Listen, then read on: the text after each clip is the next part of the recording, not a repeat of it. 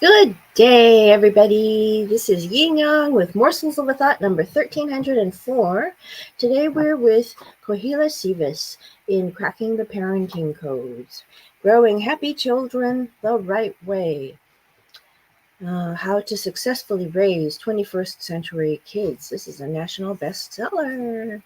And Ch.2, Your Upbringing Affects Your Parenting. To think critically about our role as parents, it's crucial to recognize the profound influence of our own upbringing. Our parents, as our earliest role models, gave us their versions of love and care and a set of values, beliefs, and parenting practices that will shape our own approach to parenting. This can often be referred to as our parenting code and will influence the way we raise our children. Reflecting on your own childhood is the first step in understanding how your parents' parenting code might be affecting your own parenting style today. Take a moment to ponder the parenting techniques and principles employed by your parents. Were they authoritative, permissive, neglectful, or authoritarian in their approach? Did they prioritize discipline and structure, or did they emphasize nurturing and independence? Your upbringing serves as a template, a default setting for how you instinctively approach the challenges and joys of parenthood. If your parents were strict, you might find yourself leaning toward a more disciplined approach with your own children. Conversely, if your upbringing was more relaxed, you might tend toward a permissive parenting style. Recognizing these tendencies is crucial as you navigate your own parenting journey. Um, I have a swollen lower face today. That's why I'm not wearing lipstick.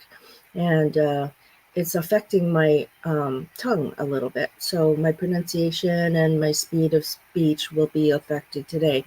Sorry about that. I'm going to go check it out this afternoon. While it's natural to be influenced by your upbringing, it's essential to remember that the digital age has introduced new dynamics into parenting. The technologies and opportunities available to today's children are vastly different from what previous generations experienced, and we will discuss those in the next chapter. Therefore, adhering blindly to your parents' parenting code may not always align with the unique needs and challenges of modern parenting. It's very important to be aware of the generational gaps caused by technology, but cultural norms can also lead to differences in parenting philosophies. Your parents may not have had to grapple with our current digital access to global information and the corruption inherent within it, but may have been struggling with cultural differences. They might have been challenged by new customs, traditions, and language rather than with social media, gaming, gambling, porn, and cyberbullying that are central concerns for today's parents. Setting new boundaries to balance these new 21st century challenges is something you likely cannot model from your own parents. I invite you to reflect, adapt, and, if necessary, challenge long held beliefs and practices to ensure that your parenting codes are aligned with the unique needs and challenges of this new era of parenting. Instilling ethical and moral values is a cornerstone of effective parenting. Okay. Mm. By doing so, you can make informed decisions that prioritize the well-being and growth of your children while respecting the values and lessons of your past. Remember that your role as a parent in the digital age is an evolving one, shaped not only by your parents' parenting code, but also by your ability to adapt and respond to the ever-changing landscape of parenthood in the 21st century. Instilling ethical and moral values is a cornerstone of effective parenting. Children must learn about empathy, kindness, honesty, and respect for others. It means learning about right and wrong, Our goal is to help them develop a strong character, is to help them develop strong character and become responsible citizens. Activity: exploring your parenting triggers. This activity is designed to promote self-awareness and mindful parenting. The reason for engaging in this exercise is to uncover the subconscious reactions that you may experience as parents toward your children's behaviors. These reactions are often shaped by a complex mix of past experiences, beliefs, and current stressors. By identifying what specifically prompts your emotional response, you can begin to understand the deeper reasons behind your parenting choices and reactions.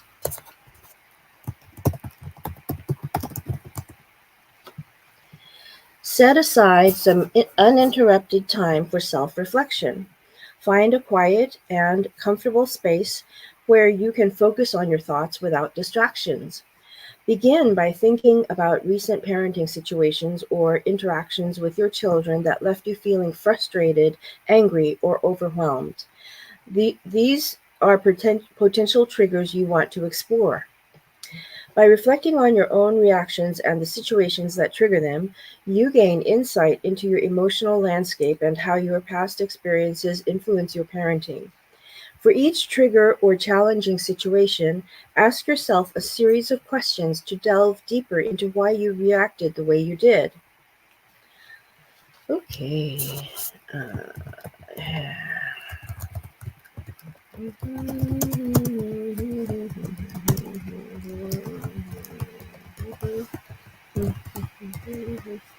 okay. Here are some questions to get you started. What specific behavior or action by my child triggered my reaction? Number 2. Have I experienced similar situations or emotions in my own childhood? Number 3. How did my parents or caregivers handle similar situations when I was a child? Number 4. What values or beliefs from my upbringing influenced my response? Number 5. Did I have any unmet expectations or assumptions in that situation? Number 6. Did external factors such as stress or fatigue contribute to my reaction? Number 7. How would I have preferred to react in hindsight? Number Take sufficient time to reflect and answer these questions honestly. Don't rush the process. The goal is to Don't rush the process. The goal is to gain a deeper understanding of your triggers and their roots. Once you have explored your triggers and their underlying causes, review your responses. Are there common themes or patterns that emerge? Do you notice connections between your childhood experiences and your current parenting reactions? Recognizing recurrent themes Recognizing recurring themes in your responses can highlight patterns that might not be beneficial. Understanding these can be the first step in breaking cycles that you do not wish to perpetuate. With awareness comes the ability to change.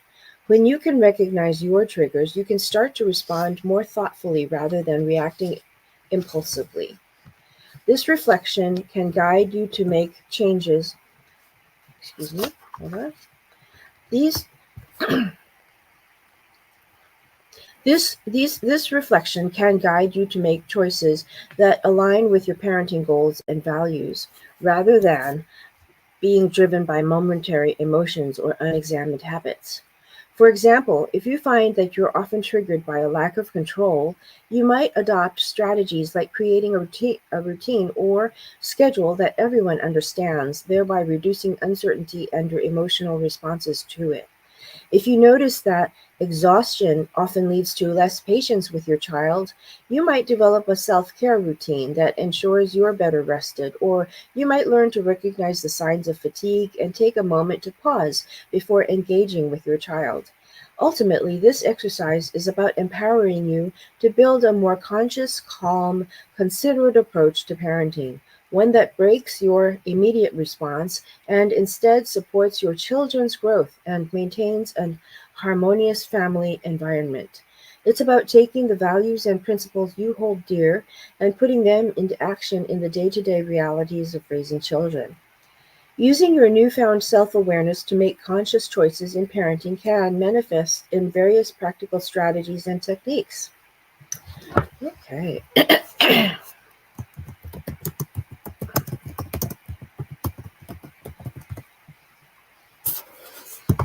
Here are some examples. When you find yourself getting triggered, instead of reacting in the moment, take a positive time out. Tell your family you need a moment to calm down the situation and step away until you can approach the situation with composure. If a child's behavior triggers you, practice active listening. This means fully concentrating on what your child is saying, understanding their message, responding appropriately, and remembering the conversation. It can help you understand the root of your child's behavior and respond more effectively. When you're feeling triggered, pause and try to emphasize, excuse me. When you're feeling triggered, pause and try to empathize with your child.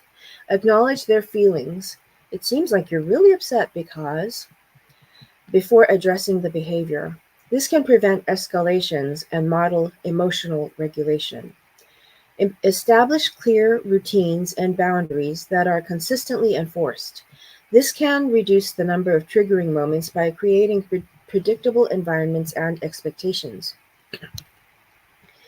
Incorporate mindfulness into your daily routine to help stay centered and calm. This could include deep breathing exercises, meditation, or yoga, which can reduce overall stress levels and help you stay grounded in trigger moments. Involve your child in problem